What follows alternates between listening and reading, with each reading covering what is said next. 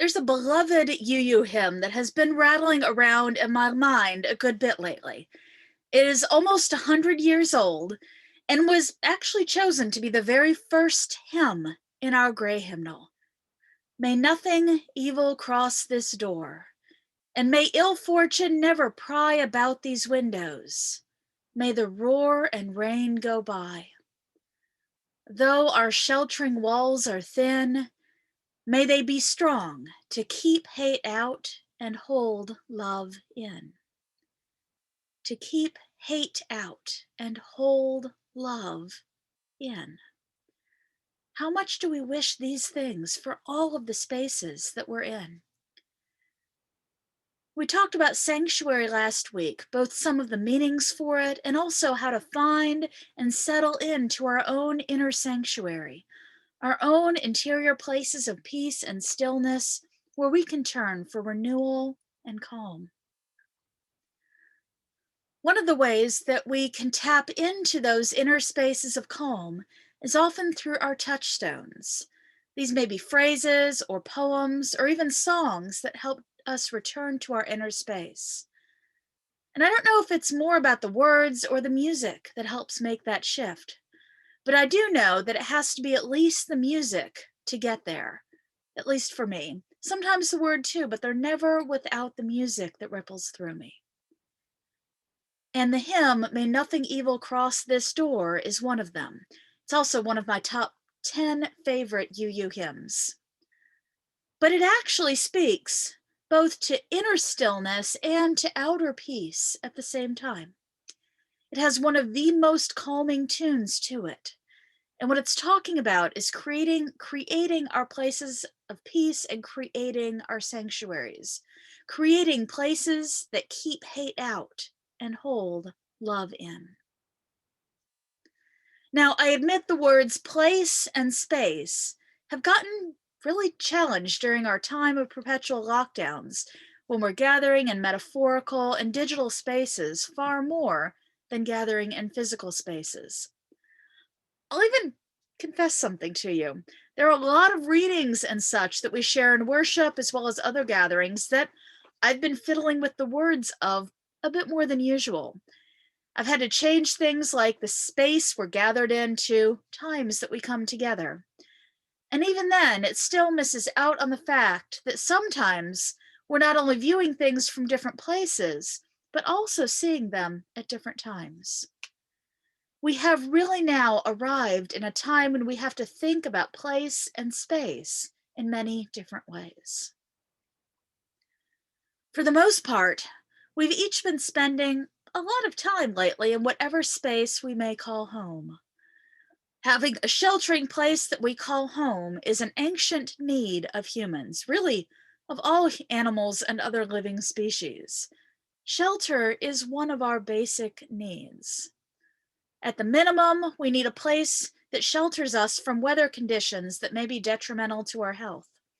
And we need a place where we can relax enough to be able to fall asleep and stay asleep, enough for the rest and rejuvenation our bodies need. But shelter and home can have many other meanings too.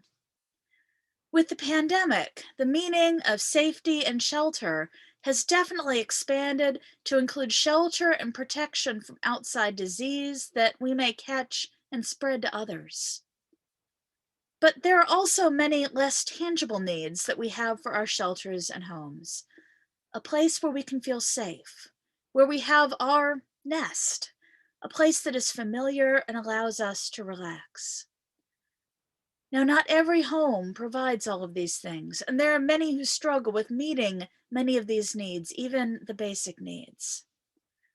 And because of the greater needs from our shelters during this time, many of these social and justice-related needs have gotten highlighted all the more so. There is some striving anew to meet the needs, but we do still have a long way to go.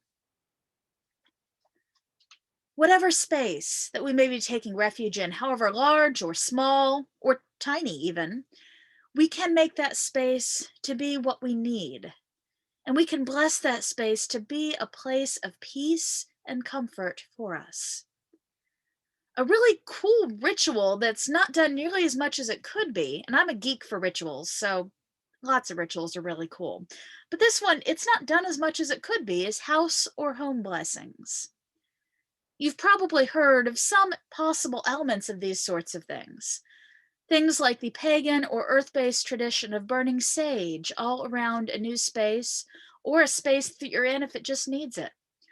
Or the other home based tradition that Jewish families will do of hanging a mezuzah on their doorframe. Other folks may have traditions that are specific to them. In my niece's home, there is a hand carved grizzly bear near the front door. It's not too big, it's only a foot and a half tall, but it's still a grizzly bear, and it's placed near the front door facing the door. She sees it as a protective amulet, and on occasion, when someone puts something in front of the bear, she gets quickly intent on getting whatever it is moved because, of course, it's blocking the bear's view of the door, getting in the bear's way of protecting the house. You can also make rituals for doing house or space blessings, which can feel really nice and clear out lingering energies, making space for that place to be your home rather than just any old space or even someone else's space. While I was serving as a chaplain at Johns Hopkins Hospital, they had a huge building project that was finished, completing a new hospital building that more than half of the units in the hospital would be moving into.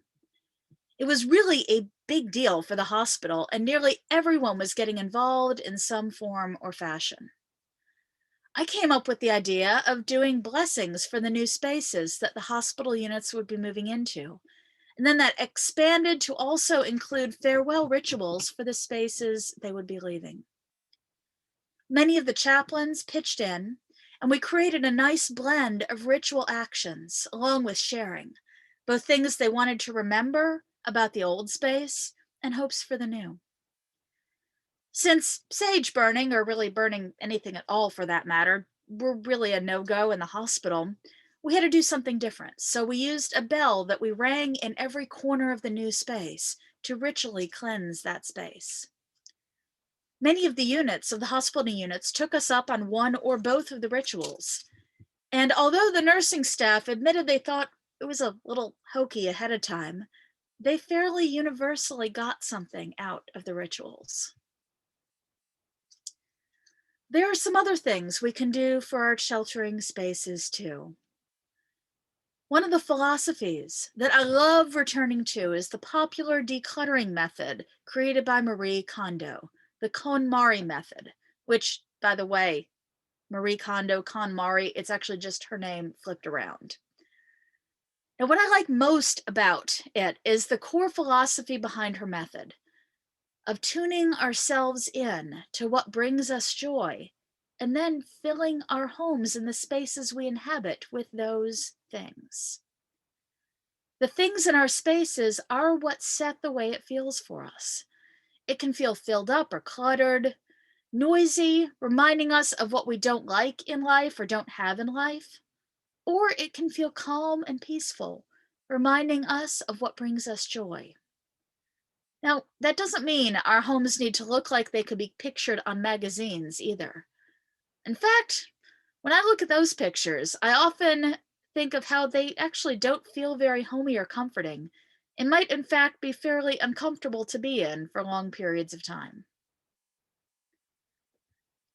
Now, taking that another step, we can also intentionally gather or place things that bring us joy or make us happy or remind us of other things.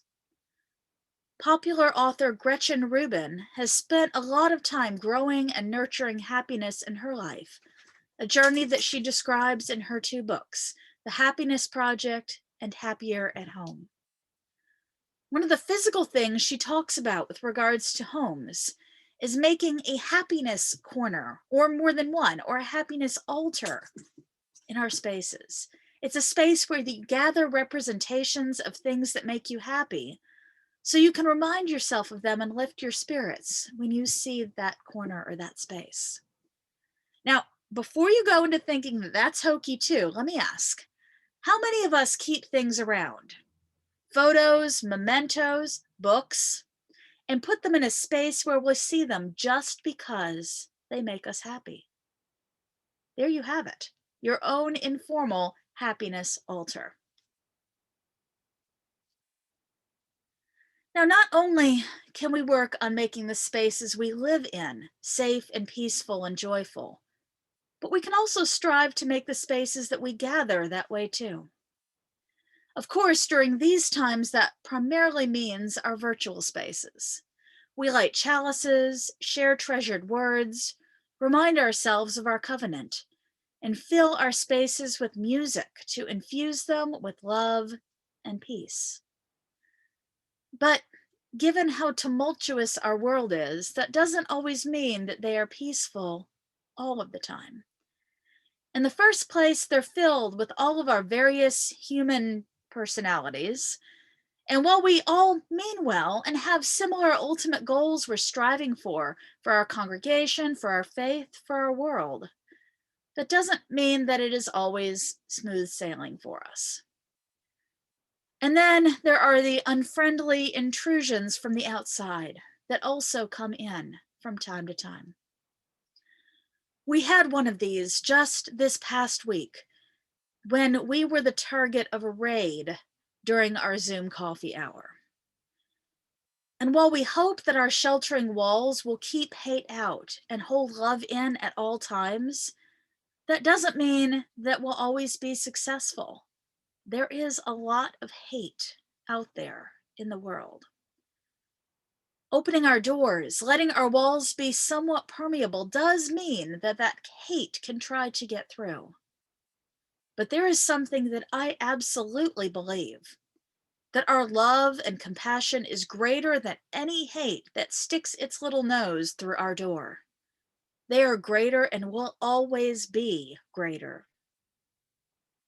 This is part of being the spiritual sanctuary that we are.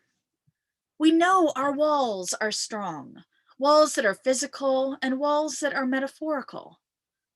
We also know our love and compassion are strong and that our hearts are big. That's what lets us be the sanctuary we can be, and what lets us share our place of sanctuary with others, inviting them into this place of peace that we've found or created. All in all, I'd say that Unitarian Universalism as a whole has two core missions. One of those core missions is prophetic, doing what we can to change what isn't right in the world. That's why you hear me talk about injustices and oppressions and remind us of the world that we dream about so much. That is one of our overriding missions. The other of our missions that I'm referring to here is sharing our peace and our sanctuary. It is about welcoming. One of our core missions is to be an affirming, welcoming, accepting place. Welcoming those from different spiritual beliefs, different races and ethnicities, different histories, different affectional orientations, different gender identities, to be a place where folks can find warmth and acceptance. Now, this is not to say that we're always good at it. Come on, we're human beings after all, and we've got plenty of our own issues and cliques and assimilation expectations and the like. But to me, this is one of the things that we're here for, welcome. And the sanctuary part, doing so by sharing our community and our care with others. We have this amazing place we've created and we've nurtured. This place of welcoming, this place of acceptance, different identities, different needs, different religious and spiritual journeys, filled with a tremendous amount of love. We've created this space, and it's our mission as Unitarian Universalists to welcome others into it. Does this mean that hate might occasionally try to poke its stinky nose in? Yeah, but that doesn't mean that we can't rebuff the hate and cancel its impact. Our sanctuaries not only rebuff hate, but also give us a space where peace and joy and love can grow and grow. Hate and fear don't stand a chance here. Let us keep joining together and blessing the spaces we share and the spaces we inhabit, filling them with love and joy, carving out spaces of stillness and peace, holding and sheltering us whenever we need them, and refueling us for each and every day. May it be so.